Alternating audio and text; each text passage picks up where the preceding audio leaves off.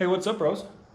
Even though it's been a little bit since I finished the cage in this car, I thought I'd make a video kind of explaining to you all about the Rhodes Race Car cage, and really putting any cage into a Mustang, but really it could probably apply to any car. So let's go.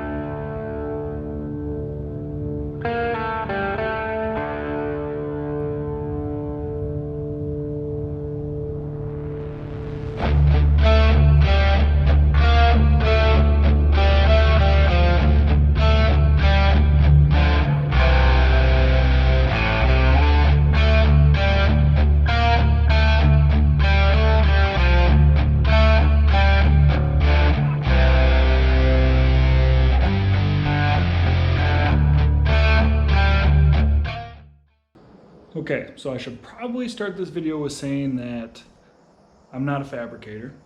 I don't pretend to be a fabricator. I'm not a welder. I don't pretend to be. But I did do the whole cage myself, the whole Rhodes race car cage myself. I think it turned out pretty decent. Maybe we could start with what tools you need. Okay, tools. Step one, you're going to need a welder. I TIG welded everything. This is the AHP Alpha TIG that I have. I've had it for a couple years. I love it. I think for the money, I think you get a heck of a lot of features. I'm super impressed with it. I've never had a single problem with it. But you don't have to have a TIG welder. You can MIG weld a cage in. I bought a TIG because I knew I was going to do car stuff and I wanted to be able to do stainless and aluminum. The other thing you'll need, this is part of it, is for the Rhodes Race Car cage specifically, you need a tubing notcher. So I bought this one. This is an Amazon special. It actually worked super well for me. You can really only do 1 degree of angle. So if you got a tube in there, you can't do like a compound angle into a tube. I'm sure there's tubing notchers out there that can do that. Maybe there's not. Maybe that's not a thing. Maybe somebody should get on that and make that. So you'll see in this cage that would have been super handy. But as far as 90% of the notches you're going to put into a tube, that thing will do it. I bolted it to the bench, and then this holds the tube and sets your angle. And then I went to Harbor Freight and I bought one of their mid-grade corded drills because I'm like, I'm not going to burn up my Milwaukee. I'm going to buy this $30 drill, and it made it through it. There was a couple times I wasn't quite sure, but it made it through it. So that's another thing you might want to get, a drill. Second thing, I've got this angle finder. That doesn't work as good. This, Home Depot, 30-40 bucks. It is a digital angle finder. You can zero it, you can hold the angle. This thing was a lifesaver. Especially when you go to notch your tubes, because you're gonna really want to make sure that your tube is actually in there square first. You got that dial on that cheap tubing notcher and it tells you you're at 90 or whatever. Check it with that. Check it to the spindle of the actual, with the hole saws attached to it. Make sure you had a perfect 90. That thing came in clutch. The other thing, at a small level, even like this.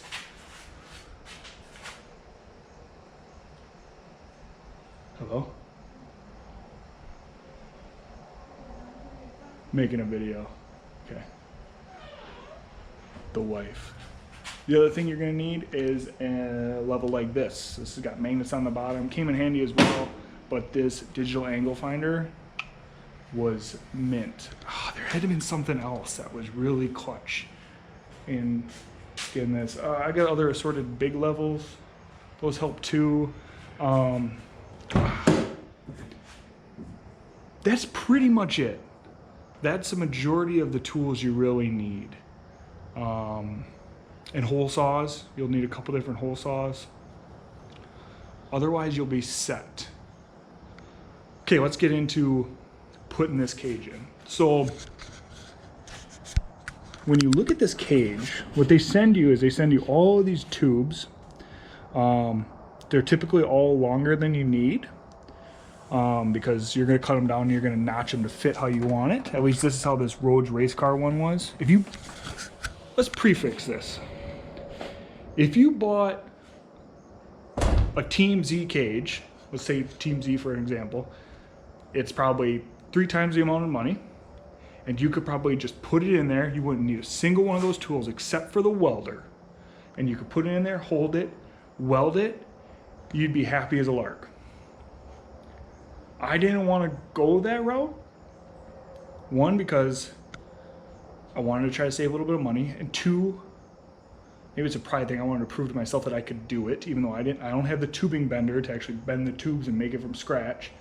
But I thought it can't be that bad. I have the time. I'm going to save a little bit of money. I'm going to try to do this myself and notch it and put the cage in, and then it will be the way that I want it to be. Looking back on it, if I did it again, I might spend the money, because it did take me a fair amount of time. It was probably worth it in time, but I can't say that for sure because I've never had a Team Z one. So let's look at this one. So looking at this cage, this was their quote-unquote 850 certable cage. The only bar I didn't add was from here down to the middle, where you tie that into your trans tunnel for either side. I didn't do that yet because the other way you tie it in is going down. Typically you go from the node, you tie down into here on the floor, where you'd have through frame subframe connectors. I don't have those yet, and I'm torn on whether I'm going to get them. So in a typical cage kit, they send you a bunch of these. I don't know if you can see it. Send you a bunch of these plates, right? NHRA says you need a 6x6 plate that is at least an 1/8 of an inch thick. It needs to be welded all the way around, and that tube needs to be welded all the way to it, all the way around the tube for it to cert. The other thing you can do is if you had an 1/8 inch plate on the top, 1/8 inch plate on the bottom, both 6x6, the tube fully welded to the top plate, you can bolt them together, and you're supposed to use a certain amount and a certain size of fasteners. I didn't go the bolt route, I went the welding route. So I welded these plates, but the first thing I saw right away is down in here. Down in here, you're gonna find that they wanted you to put this, essentially this plate right here on the floor. Let me get some better lighting. Okay, so I'm back. So what you're gonna find with this kit is they wanted you to put this plate on the floor, and this tube was long enough to essentially go all the way through the floor. So my original plan was I'm gonna take this plate, I am going to put it on this floor as best I can. Spoiler alert, in a car like this, these floors are nowhere near level. There's nothing about them that's level. They are shaped oddly. They have been formed in a way to try to give them rigidity. It is a little bit of a nightmare. So I was going to put this down on the floor, but then I've quickly realized that in order to get this bar as close to the door as I wanted and have it back closer to this bulkhead where I wanted, I was never going to be able to get the TIG torch all the way around this.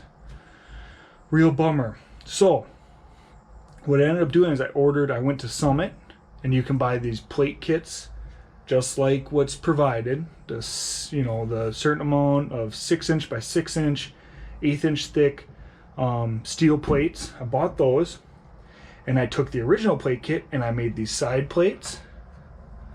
And I traced out the floor and I made them form fit to the floor. And then I ticked this all together and made a box. And this duels as a couple different purposes. One is that I'm almost positive that this is completely legal. You can cert this way. It does not have to be a 6 inch plate right to the floor. This is 6 inch by 6 inch up here, and then it's got this box, and it's all boxed in. This gives me room where the TIG torch is easier to get around. The other thing is, if you initially tack this in, a lot of people build cages on boxes, so you don't have to cut a hole in the floor to weld the top out. So what I did is I just tacked this box in, and I built the whole cage tacked up. All of the actual cage structure, all of it, all tacked up on these boxes. And then when it came time to weld the top, like these joints up here, you take these boxes on either side, you knock them out, and then wingo bingo, you've got a 6-inch air gap between the headliner and the top of the cage, so you can actually weld the top. The front was flat enough and enough room that I was actually able to, if I show you, as you can see, I used a standard plate up there on both sides. I took a hole saw and I just put a hole saw right through the floor so that the cage could drop all the way down through the floor. That is vital when it comes to welding all of the top joints. Before I did any of that, the car right now, as it sits, is clearly not level. This car's been, since I put the cage in, it's been up, down, moving around. I got it jacked up like this because I was putting the transmission in it. But before I started doing any fabricating at all, it was an inching game of putting the level, in these door jambs, on that bulkhead back there, making sure everything's level. The car is level, the car is square. That way, when you put a bar in there and you go, okay, the bar is square, well, I know it's square to the car now because the car is completely square. So because I had the boxes in there, I ended up taking this main hoop, chopped it down another 6 inches. I also cut it in an angle that tipped my main hoop back to actually run along with the B-pillar. To me, that just looks better. It looks sleeker, it blends in. Because of that, up in here, you can see where I have the main hoop tied in.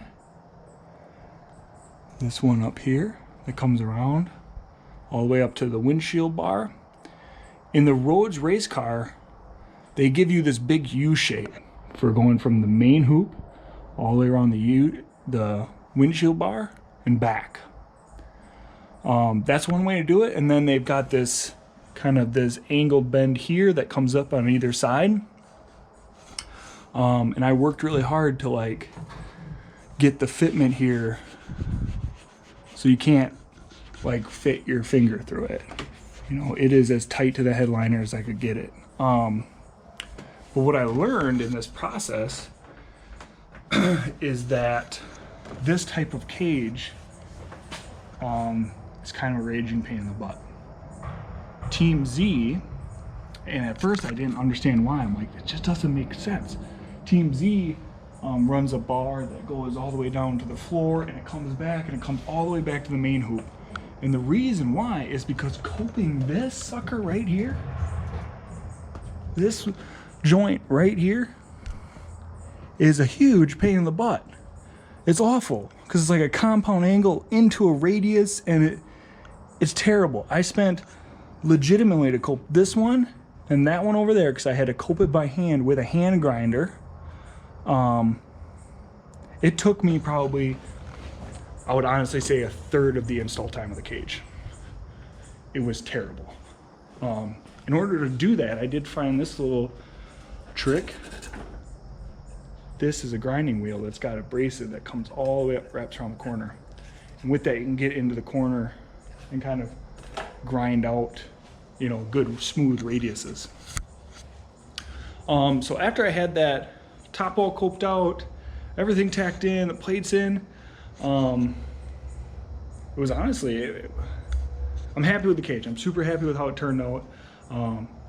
If I were you, I would look for a cage that has that continuous bar design. If you don't know what I'm talking about, look up the Team Z one. They definitely have that design. And you should be able to get, the other thing I did, if you're TIG welding this together, there's one spot to get around that lower bar. I had to bust out the flexible tungsten. This allows you to just like ever so slightly bend your tungsten, when you do that, it allows you to kind of get it outside the cup a little bit. You still have to be in the gas, you know, you still gotta have argon coverage. But it gets it where when you're in a tight spot where you can't tip the torch, you've got your tungsten bending just a tiny bit. And that really helped me out. Trying to think of anything else that there is to know about this cage. And I say with like any cage, it's just taking your time, measuring a lot, and only cutting when you know for sure that you're in good shape and that everything's kind of ready to go. You're going to be in some awkward spots welding. I made this bracket. This is an aftermarket Motion Raceworks column. Obviously you can see the dash bar. I do have the skeleton of the dash, but none of the mounting points or anything are in it anymore. This car is going to be pretty much, to a layman folk, I'd say kind of a full-blown race car, if you will, now. Still have a charging system, cooling system, so to me it's not that much of a race car. But yeah, I think if you have the time and you have the patience, a Rhodes race car cage, you can definitely make it work, and it'll be what you want. It just takes a little bit more time, a little bit more patience, and I'd be happy to answer any questions you have regarding cage install, or this specific cage. Like I said, I'm not an expert, I'm not a fabricator, but I was able to struggle through it myself, and I think it turned out pretty well. You can even see, I don't know if you'll be able to see it, like the cage fitment is beautiful, and the door is just like pop and close just like normal. Oh, it's just like right there. So that's pretty much it. And then after that, after I got the cage in, I was in the process of putting the cage in, I drilled the holes through the Scott rod bulkhead, slid it down so it was kind of on there, and then I finished her off. So like I said, if you got any questions, comments, concerns, let me know and I can try to help you out. The other thing I'm actually getting a lot of questions about is where my brother's Fox body is at, what condition it's in. And actually the car, I think I said in a different video, it's completely different now. I want to make an update video kind of highlighting all the changes. We've been through multiple iterations already. With COVID, it's like we lost a year, and I think you guys will be super impressed. But I kind of took a break from making videos on that car just because I wanted to make it work, and I thought that you guys would appreciate watching a video of a car that was running well, as opposed to watching us struggle. I know there's something to be learned from watching our struggles, but yeah, I think you'll enjoy it when it comes out. So that video is hopefully coming before winter this year. That video hopefully is coming, and then hopefully into next year it will be race ready, and it will be it'll be quick. So that's the whole. So appreciate you guys' time. Shoot me a comment if you got any questions. Thank you.